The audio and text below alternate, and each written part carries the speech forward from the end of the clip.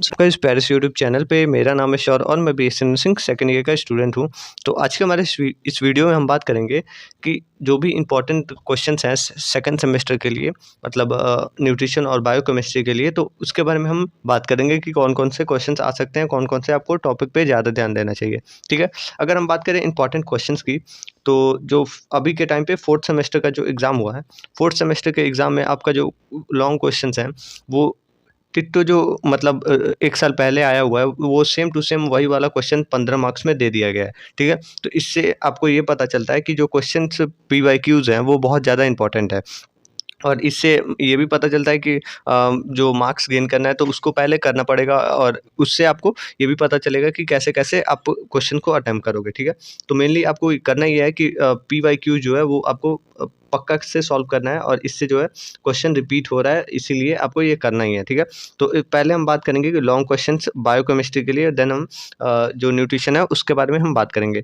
कोई भी एक साइकिल आ सकता है, साइकिल जो है फर्स्ट चैप्टर का हमारा पार्ट है, ग्लाइकोलाइसिस है या फिर कोई भी क्रैब साइकिल है, ये सब साइकिल बहुत ज़्यादा इंपॉर्टेंट है, ये 5 नंबर में पूछे जाते हैं, ठीक है?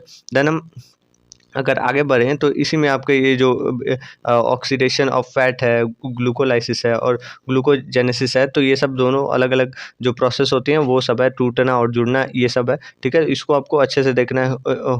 जो हेमी हेमी डिग्रेडेशन पाथवे है, इसको भी देखना है, यूरिन साइकिल है, टीसीए साइकिल है, क्रैब साइकिल है, ये सब आपको अच्छे से देखना है। जो इम्यूनोग्लोबिन चैप्टर है, लॉन्ग क्वेश्चंस के लिए बहुत ज़्यादा इंपॉर्टेंट है। इसमें अलग-अलग जो भी टाइप्स हैं, आईजीजी, आईजीए, आईजीएम, आईजीई, ये सब आपको डायरेक्ट पूछ सकता है। जैसे कि क्वेश्चंस ये रहेगा, जैसे 10 मार्क्स या 15 मार्क्स में ये क्वेश्चन पूछ सकता है कि जो इम्यूनोग्लोबिन के बारे में बताओ और उसके जो भी टाइप्स हैं और इसके अलग-अलग जो फंक्शंस हैं, उसके बारे में बताओ। तो ये बहुत ज़्यादा मेजर इंपॉर्टेंट टॉपिक है, ठीक है? तो आपको ये अच्छे से तैयार करना है, क्योंकि जो इम्यूनोग्लोबिन चैप्टर है उसमें 2 ही चीज़ दिया हुआ ही है, इम्यूनोग्लोबिन और एलिसा टेस्ट। तो इसको आपको अच्छे से देखना है, क्योंकि इसमें ज़्यादा कुछ है नहीं और ये दोनों ही इंपॉर्टेंट है, ठीक है?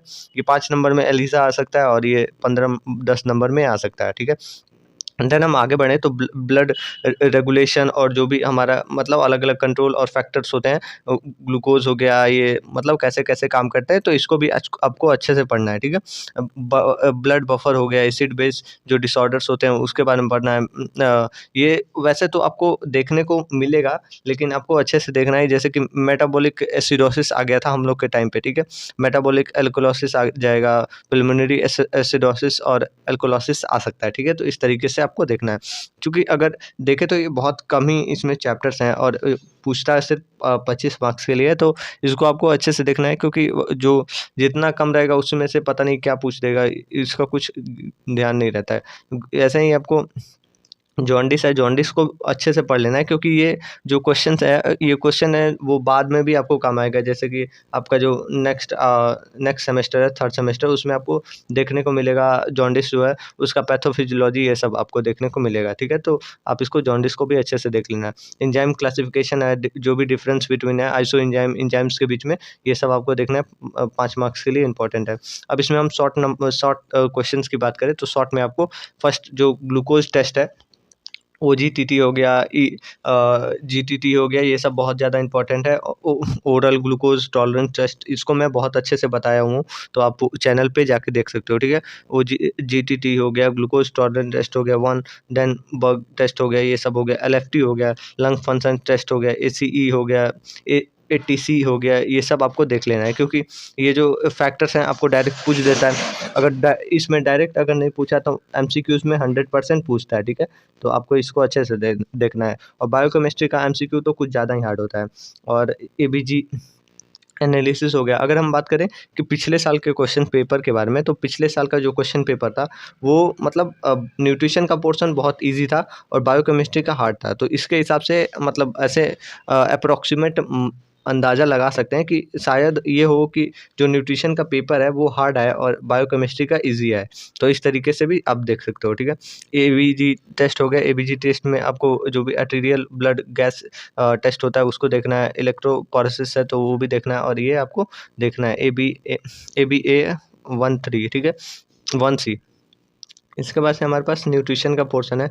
न्यूट्रिशन में आपको जो मेजरली इंपॉर्टेंट चैप्टर्स है, वैसे तो सारे के सारे ही इंपॉर्टेंट है और ये मतलब इसलिए मेजर है क्योंकि इसमें से सीधा आपको 50 नंबर का पूछता है। 50 नंबर का पूछता है तो स्कोर करना आसान है और ईजी टू गेन है। जैसे कि सारे के सारे जो चैप्टर्स हैं, सारे के सारे जो टॉपिक्स हैं बहुत ईजी हैं। आप जो जनरल लाइफ में पढ़ते हो वही सब होता है, तो इसको ज़्यादा ध्यान देना है। मतलब ऐसे तो ईजी है तो आप जल्दी समझ जाओगे। फैट है तो फैट में आपको लिपिड्स जो 3 चैप्टर्स हैं शुरुआत के, जैसे कार्बोहाइड्रेट हो गया, प्रोटीन हो गया और फैट है।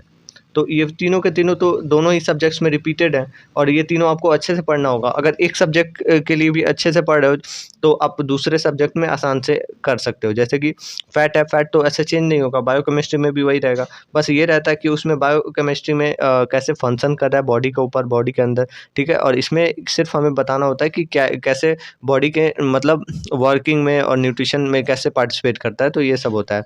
बाकी टाइप्स क्लासिफिकेशन, मेटाबॉलिज्म, डाइजेशन ये सब सेम ही रहता है, ठीक है। तो फैट इंपॉर्टेंट हो गया। फिर ये जो भी बैलेंस डाइट है, प्रिंसिपल्स इसके हैं, ये 15 मार्क्स के लिए इंपॉर्टेंट हो सकता है, ठीक है। तो रूल्स हैं इसके अलग अलग, ऐसे ही क्वेश्चंस पूछे जाते हैं। बैलेंस डाइट हो गया, प्रिंसिपल्स बताओ और इसके जो भी एलिमेंट्स है ये बता दो, ठीक है। और एक चीज़ ये मेजरली पूछता ही है क्वेश्चन 5 नंबर में, 5 नंबर में बहुत इंपॉर्टेंट है।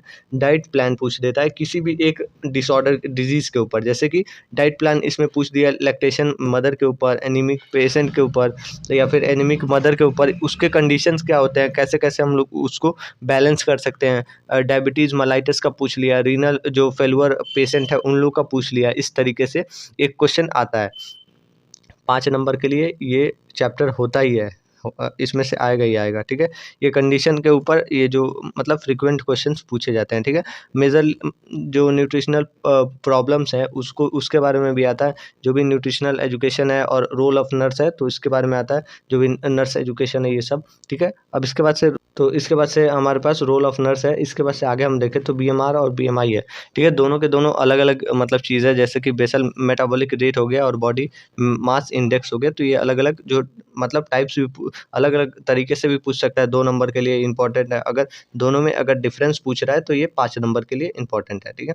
तो आप ऐसे कर सकते हो। विटामिन्स तो आपको 100% अच्छे से तैयार करना है। विटामिन्स से अभी 2 साल से क्वेश्चंस नहीं आ रहे हैं तो आपको इसमें पक्का पूछेगा। विटामिन का कोई भी एक, मान लो कि कोई भी एक पर्टिकुलर डिजीज़ का डेफिशिएंसी पूछ लिया या फिर कोई भी आपको ये लॉन्ग में भी आ सकता है। विटामिन्स के टाइप बता दो और इसके साथ-साथ जो भी अलग-अलग डिसऑर्डर्स हैं उसके बारे में भी क्लासिफाई करो। तो ये आपको देखना है। फैट सॉल्युबल विटामिन का इसमें है, ठीक है। इसके बाद से जो भी न्यूट्रिशनल प्रोग्राम है, मिड डे मील प्रोग्राम मेरे टाइम पे आया हुआ था। आईसीडीएस है, फिर आईडीडी है, एनीमिया मुक्त भारत प्रोग्राम है, ये सब आपको अच्छे से देखना है, ठीक है। ये आप देख सकते हो, ठीक है। आयोडीन डिफिशियंसी डिसऑर्डर्स है, माल न्यूट्रिशन मोस्ट इंपॉर्टेंट पे आता है। इसमें मरस्मस और क्वासमस जो है वो है प्रोटीन एनर्जी माल न्यूट्रिशन है। और सोमैटिक ये सॉरी सेवरल एक्यूट माल न्यूट्रिशन है। तो ये सब इंपॉर्टेंट चैप्टर्स है, ठीक है। कार्बोहाइड्रेट भी आपको इंपॉर्टेंट अच्छे से तैयार करना है क्योंकि ये आपको 100% इसमें से क्वेश्चन आता ही है। या तो 2 नंबर से आएगा या 15 नंबर से आएगा, इसमें आता ही है, ठीक है। तो इसको आपको अच्छे से देखना है। और इसके बाद से हम शॉर्ट क्वेश्चंस में बात करें तो शॉर्ट क्वेश्चन में एज़ सच कुछ जो भी आपके छोटे-छोटे टॉपिक्स होते हैं उनमें से आता है। जैसे कि कोई भी पर्टिकुलर डिफरेंस के बारे में पूछ दिया, बीएमआर और बीएमआई के बीच में बता दो। फिर प्रोटीन्स के अलग-अलग डिफरेंस के बारे में पूछ लिया, कैसे प्रोटीन टूटता है, कैसे जुड़ता है, इनिशियल फैटी एसिड्स कौन से होते हैं, नॉन इनिशियल फैटी एसिड्स कौन से होते हैं, ये सब पूछ लिया। मेरेस्मस क्वासमस के बारे में पूछ लिया, प्लेग के बारे में पूछ लिया, स्कर्वी के बारे में, 4D जो प्लेगरा वाला होता है तो ये सब पूछ लिया, मैक्रोन्यूट्रिएंट के बारे में पूछ लिया, ये सब हो गया, ठीक है। ये सब आप देख सकते हो। फूड हैंडलिंग देख सकते हो, प्रिवेंशन देख सकते हो। पिछले साल जो है क्वेश्चन आया था कि 5 मतलब तरीके बताओ कुकिंग मेथड का, तो ये भी आपका इंपॉर्टेंट चैप्टर्स ये इंपॉर्टेंट टॉपिक हो सकता है, ठीक है। डीनेचुरेशन ऑफ प्रोटीन्स हो सकता है, डाइजेशन, एब्जॉर्प्शन, ये सब तो इम्पोर्टेंट रहता है। ये थेरेप्यूटिक ऐसे तो ये वाला चैप्टर इतना इम्पोर्टेंट नहीं है, लेकिन जो भी इसमें डाइट प्लान है अलग अलग डिजीज़ कंडीशन के लिए ये इंपॉर्टेंट है, ठीक है। डायबिटीज़ मेलाइटिस के लिए असेसमेंट पीएफए एक्ट क्या होता है, फिर जो भी हमारा बॉडी फ्लूइड कंपोजिशन होता है, ये सब, ठीक है। तो लास्ट हमारे पास है PFA act, prevention of food adulteration act. तो ये हमारा मेजरली इंपॉर्टेंट टॉपिक्स हो गए, ठीक है। तो आपको करना ये है कि सबसे पहले तो जो भी आपने चैप्टर्स पढ़ा है उसके आपको छोटे-छोटे मतलब वैसे मैंने सारे के सारे न्यूट्रिशन के शॉर्ट नोट में बता दिया है, आप उसको देख सकते हो रिवीजन के लिए। और बायोकेमिस्ट्री के लिए भी मैं जल्दी ही मतलब एक वन वन शॉट का मतलब वीडियो बनाने वाला हूँ, जिसमें सारे के सारे चैप्टर्स को मैं वन शॉट में कवर करूँगा 1-2 घंटे में, ठीक है? तो वो भी आप देख सकते हो। और इसके साथ-साथ जो न्यूट्रिशन की बात है, तो न्यूट्रिशन का भी एक बार मैं इम्पोर्टेंट जो भी टॉपिक्स है वो बता देता हूँ, और आगे हम दूसरे वीडियो में बता दूँगा। और अगर हम बात करें इसके इम्पोर्टेंट के लिए, तो आपको सबसे पहले तो पीवाईक्यू जो है वो आपको सॉल्व करना होगा। पीवाईक्यू कुछ ऐसे करना होगा कि 22, 23 और 24 ये तीनों पेपर्स आपको सॉल्व करने होंगे, जो कि बहुत ज़्यादा इंपॉर्टेंट है। मैं आज से क्या करने वाला हूँ कि सारे के सारे जो सब्जेक्ट्स हैं, एक सब्जेक्ट का एक वीडियो में मैं कवर करने वाला हूँ 1 साल के लिए, ठीक है? ऐसे करके कुल कितने वीडियो होंगे, मतलब कुल मिला के मतलब 9 वीडियोज़ होंगे, तो वो मैं जल्दी ही लाने वाला हूँ। तो मिलते हैं नेक्स्ट वीडियो में। अभी के लिए thank you, have a good day और all the best for exam, और अच्छे से प्रिपेयर करिए। मिलते हैं नेक्स्ट वीडियो में। Thank you.